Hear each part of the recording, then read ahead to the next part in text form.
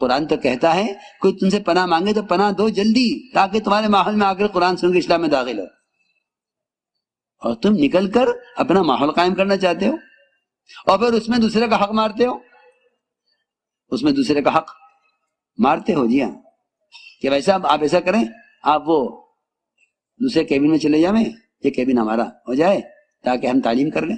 نہیں، ٹرین میں تعلیم کرنا نہیں ہے، ٹرین میں تعلیم کرنا نہیں ہے۔ تعلیم صرف کتاب پڑھنے کو نہیں کہتے، تعلیم سیکھنے سکھانے کو کہتے ہیں۔ جو جہاں بیٹھا ہے وہاں برابر سے والے سے مذاکرہ کرے، قرآن سیکھے، دعائیں سیکھے۔ اگر اجنبی لوگ ہیں انہیں دعوت دے۔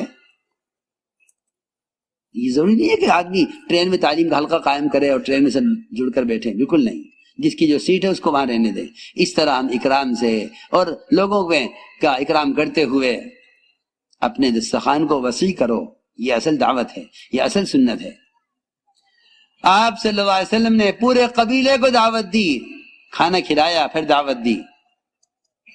جن میں ایک قبیلے کا ایک آدمی ایک بکرا کھایا کرتا تھا تنہا، اتنے بڑی زیادہ خوراک تھی، کافر کی خوراک زیادہ ہوتی ہے۔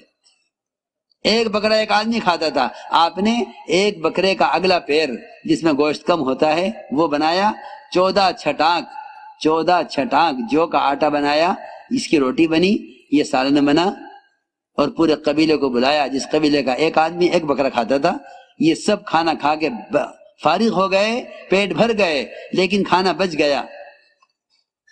یہ آپ نے برکت اور معجزہ دکھلایا۔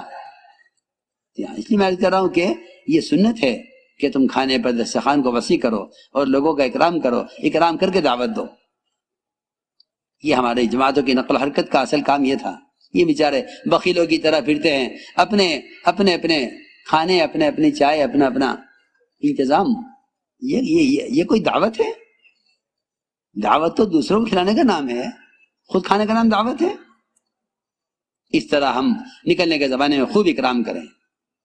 اب جماعت جہاں پہنچی ہے وہاں جماعت جا کر نمازوں کا اہتمام رکھیں۔ ٹرینوں میں سنت چھوڑنا سنت ہے، سواری پر سنت کو چھوڑنا سنت ہے، سوائے فجر کی 2 سنتوں کا اس کا اہتمام کرنا ہے، اور 2 رکعت فرائض کی اور 3 رکعت عشاء کے بعد واجب کی اور 3 رکعت مغرب کی، بس فرائض کا اہتمام کریں۔ اس طرح سے ہمیں جہاں کا رخ بنا ہے وہاں جماعت جائے۔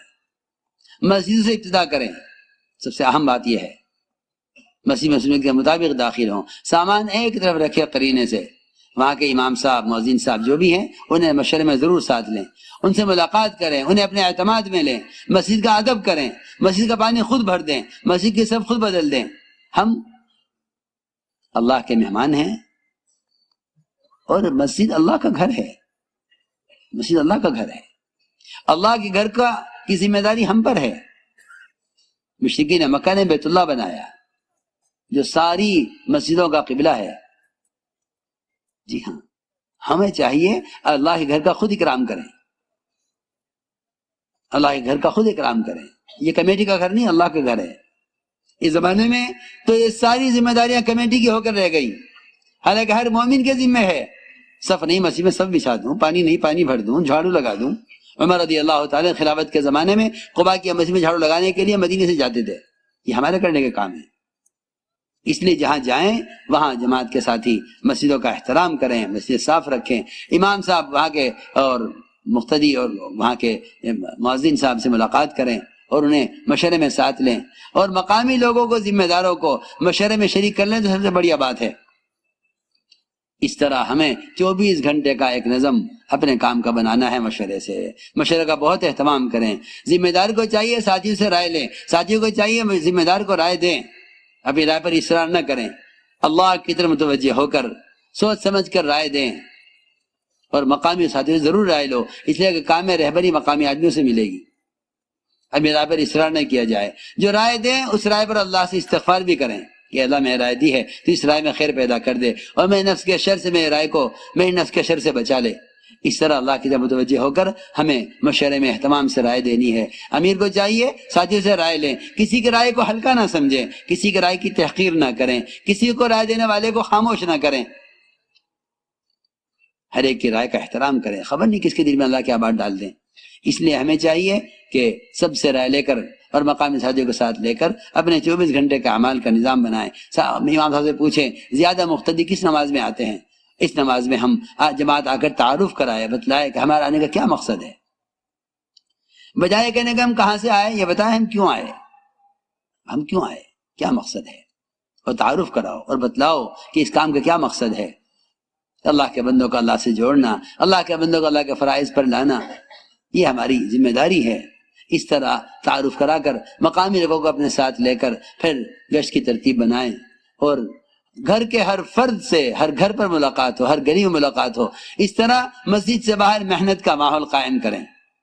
ہمارے کام عمومی گشت ریڑھ کی ہڈی کی طرح ہے، اس پر سارا کام اس گشت پر موقوف ہے. حضرت فرماتے تھے اگر گشت قبول ہو گیا، اگر گشت قبول ہو گیا تو دعائیں قبول ہوں گی، گشت قبول ہو گیا تو دعائیں قبول ہوں گی. گشت کی قبولیت کے لیے ہے کہ ہم، جس طرح میں نے شروع میں عرض کر دیا کہ ہماری محنت اصل مسجد کے ماحول میں لانے کے لیے ہے. اس طرح محلے کا ہر فرد کو دعوت دیں اور مسجد کے ماحول میں لا کر، اپنے ماحول میں لا کر بات سمجھائیں، بٹھا کر اکرام بھی کریں، دین کی بات محبت پیار سے سمجھائیں، اور ان کو اللہ کے راستے میں نکلنے کے لیے آمادہ کریں. جو تیار ہو جائیں ان کے نام لکھیں، پھر ان کو جا کر گھروں سے وصول کریں. وصولیابی سب سے اہم کام ہے. وصولی گشت اگر نہیں ہے تو لوگ ہماری بات سن کر گزر جائیں گے. ہمیں لوگوں کو پیار محبت سے سمیٹ کر اور جمع کر کے جماعت بندی کر کے اللہ کے راستے میں نکالنے کا اہتمام کرنا ہے. ہر جگہ ہم جائیں گے وہاں ہمیں مقام پر علماء بھی ملیں گے، اور دوسرے اعتبار سے، دنیاوی اعتبار سے مالدار قسم کے لوگ، ان کی بھی سے ملاقات کریں. ان کے مال کو برا نہ کہیں، بلکہ کہیں اللہ نے آپ کو عزت دی ہے، آپ اگر جماعت کے پاس آ کر کچھ فرما دیں گے تو آپ کی بات لوگ لیں گے، اس لیے کہ اللہ نے آپ کو عزت دی ہے. بڑوں کی بات بڑی ہوتی ہے. اس طرح انہیں بھی اس بہانے سے اپنے ساتھ جوڑ لو.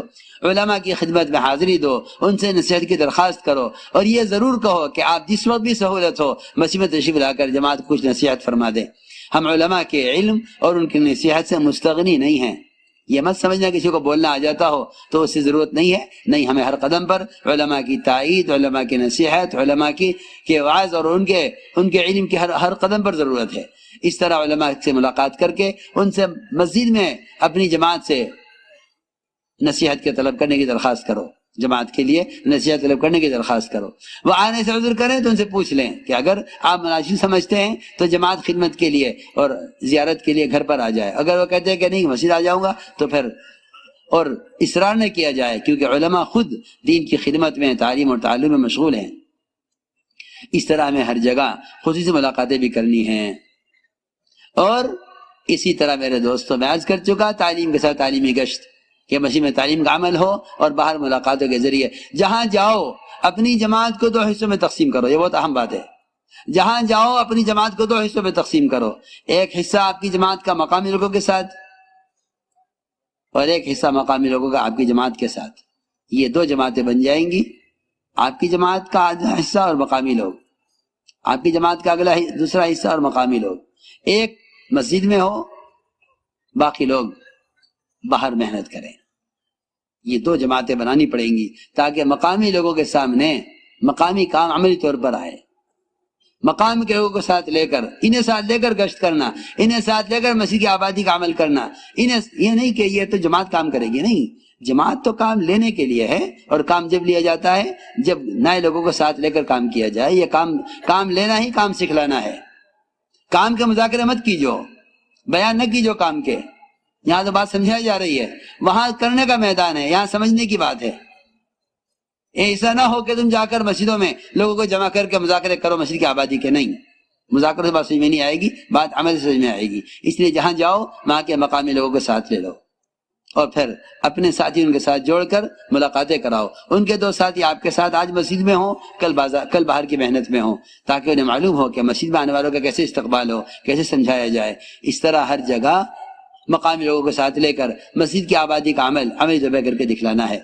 ہر جگہ سے نقد جماعتیں 4 مہینے کی بعد جم کر ہر جگہ رکھو.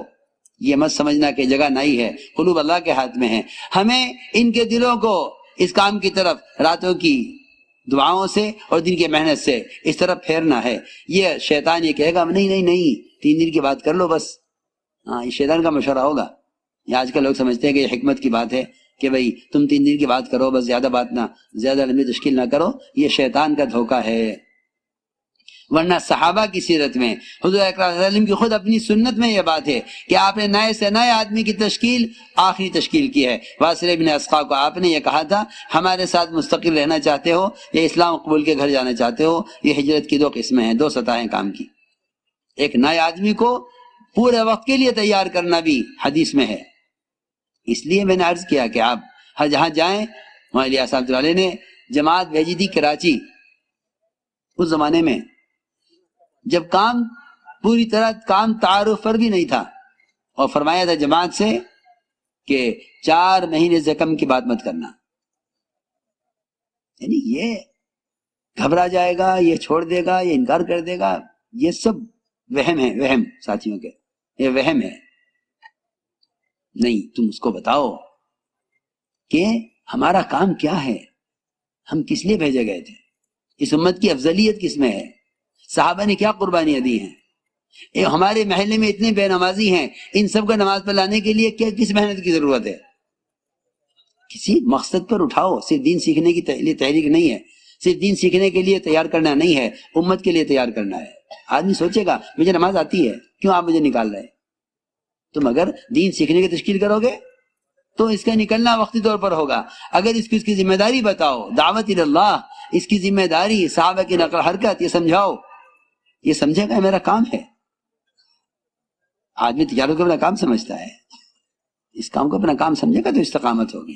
اس طرح 4 مہینے کی بات جم کر رکھو، 4 مہینے لگائے ہوئے ساتھیوں کو کھلے خرچ کے ساتھ باہر کے ملکوں کے لیے تیار کرو، ہر جگہ جماعت بناؤ۔ جماعت بن جائے تو ان کی جماعت بندی کر کے وہاں کے ذمہ داروں کے حوالے کرو، اس کا تفقد کریں اور ان کے احوال نظام الدین لکھ کر ان کے لیے ملکوں کے واسطے رخ لیں نظام الدین سے۔ یہ ہر جگہ جماعت جہاں جائے وہاں کے مقامی لوگوں پر محنت کرے اور جماعتیں بنا کر ہر جگہ اللہ کے راستے میں نکالیں۔